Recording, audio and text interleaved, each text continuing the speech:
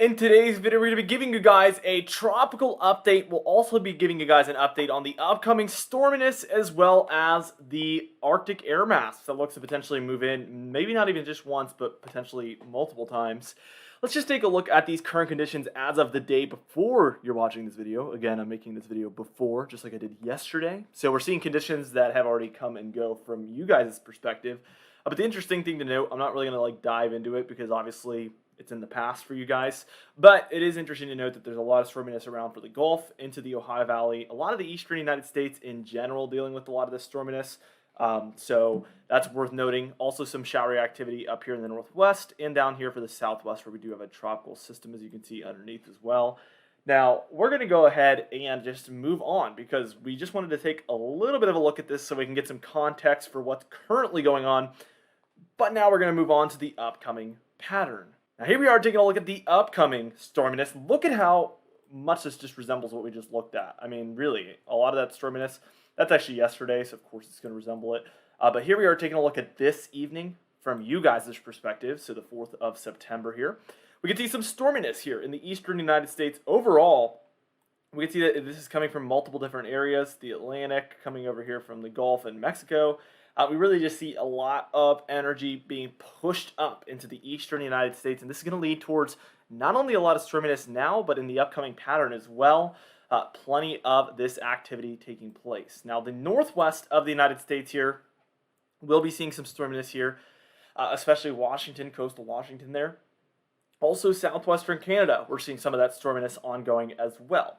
Obviously, pretty much the same region, so it makes sense. Now let's go ahead and move on towards the afternoon of Monday, September 5th, and we can see it's a lot of the same. We have this activity still hanging out for Texas in through Arkansas, Missouri, Louisiana, and even further eastward than that, we're seeing this activity continue as well. So we're just seeing this persistent storminess taking place for a lot of these regions, and we see another tropical system offshore of western Mexico wanting to make its way up. So definitely something we are watching very, very closely. Now, Tuesday, and this will be September 6th, we see a lot of storminess here in the eastern United States, down through the south central United States. We're seeing plenty of this storminess taking place. Wednesday here, the 7th, we still see storminess in very similar spots. Not as widespread, but we see for the Gulf states into the Ohio Valley, the east coast of the United States. These areas are still seeing this storminess. It's just persistent. It's crazy to see here, and this tropical system is really blowing up here, guys, as you can see by Wednesday, September 7th. Absolutely bombing out here. Major storm system. By the time I reach Thursday, September 8th, this will be the afternoon hour, we see this still wreaking havoc there offshore of Mexico there. We see the southeast still seeing the storminess here. Again, Thursday, September 8th, still ongoing.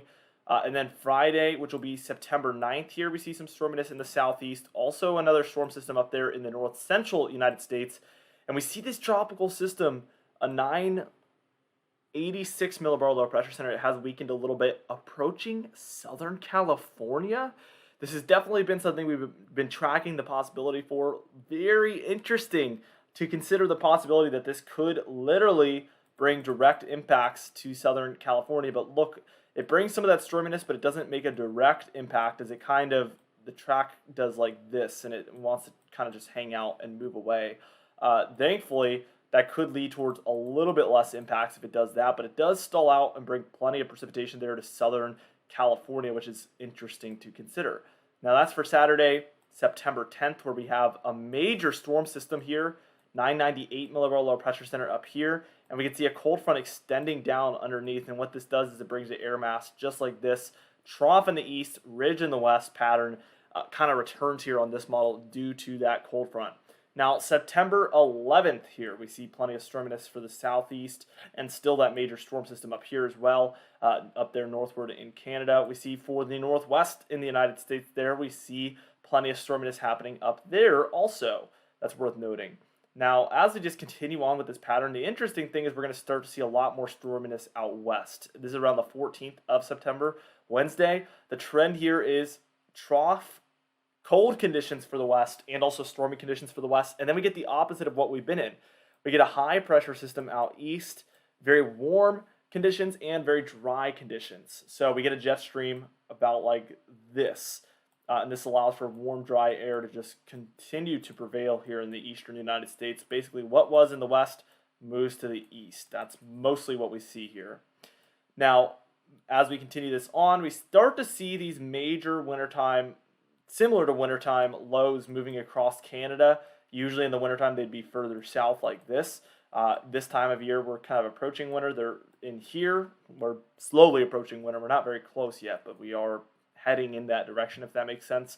We have a long way to go, but we see these systems moving across, and we're starting to see a sign of the times as you see a few areas with some snowfall occurring here. Up there in Canada, 3 different areas with some snowfall here on September 16th. Very, very interesting to see. And honestly, we start to see this Arctic air, by the time we're reaching the 18th of September here, really, really get close to the United States, especially here in Minnesota. This is a close call here on the 18th of September. A little bit colder, and this would be a snowstorm. We see a major snowstorm up there in eastern Canada, and we see a nor'easter, a fall-time nor'easter developing and getting really, really intense there along the east coast. So definitely a nor'easter pattern. Very, very intense nor'easters are going to be possible. We see major storm systems moving across North America at this point, especially later on in the pattern. Again, you start to get these lower 990 systems moving across Canada. Definitely major storms and potential for very major storms along the east coast as well. So things with these storms are going to get very, very intense. We even see one brewing here at the end of the model run on Sunday, September 18th here, as you can see, for the north central United States.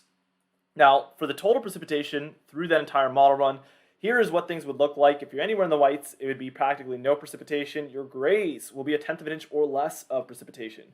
Your greens would be 1/10 of an inch to 1/2 inch. Your blues would be 1/2 inch to 1 inch. Your yellows would be 1 inch to 2 inches. And then your reds would be 2 to 5 inches of precipitation. And then your browns there. We see a lot of that going on here for the southeast in here. The brown shades. That is where we're expecting 5 to even 10 inches of precipitation. Super, super interesting stuff that we're seeing here. Definitely pretty intense storminess expected. I think that's the main thing to take away here in the upcoming 2 weeks or so. Now, for the temperature pattern, we're just going to take a look at it. We do see that things are generally cooler here in the eastern part of the nation and warmer out west. We do know things will be warming up later on for the east because we saw that a little bit earlier.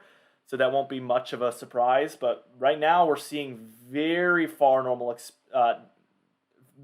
above normal temperatures expected out west for now. But as we approach around this time frame, the Thursday the 15th or so, we see very warm temperatures in the middle of the nation headed eastward and cold temperatures building in for the west.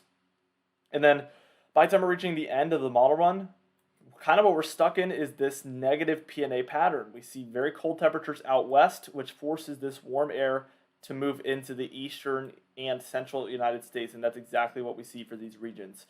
Very classic pattern, and it looks like maybe towards the end of this model run we're seeing the cold try to move back into the east. It's hard to say, and that is very far out, so take it with a grain of salt, but definitely that could be a possibility moving into the longer range as we approach late September, which I can't believe we're already talking about late September, let alone the fact that it's already September 3rd.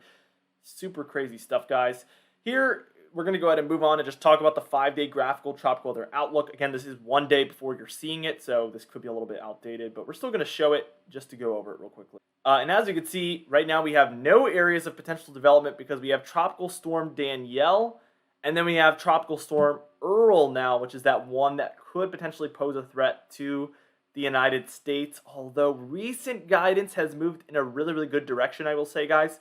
Huge east trend on this model, and it seems like this model is going to be a total fish storm, which is excellent news. Obviously, we do expect this one to gracefully move away from the United States and not bring any impact, which is always what I love to be able to say here on the channel. So you might notice that I sound very happy. I'm very happy about that, obviously. Now, let's go over the cone forecast for these. First things first, here is Tropical Storm Earl. Again, look at that cone. Well to the east of the United States, not even close, and probably going to be well east of Bermuda even. Usually, Bermuda is a really good benchmark to pay attention to, where if it goes, anywhere near Bermuda, it's totally a fish storm. And this one's going to be even further than Bermuda from the United States, which tells me that we are looking really good for this one. Now, here's Tropical Storm Danielle as well. And this Tropical Storm Danielle is expected to become Hurricane Danielle in the far North Atlantic. This just shows how far above normal these waters are in the North Atlantic. Very, very warm waters in these regions. And it shows here because we see this develop into a hurricane. And it's expected to stay a hurricane all the way through midweek. Really not impacting any land, however. Anyway, guys, that's it for this video. I hope you guys enjoyed it. Be sure to smash that like button if you did like the video. Leave a comment down below with your thoughts. And be sure to subscribe for more weather-related content. I'll see you guys in the next video.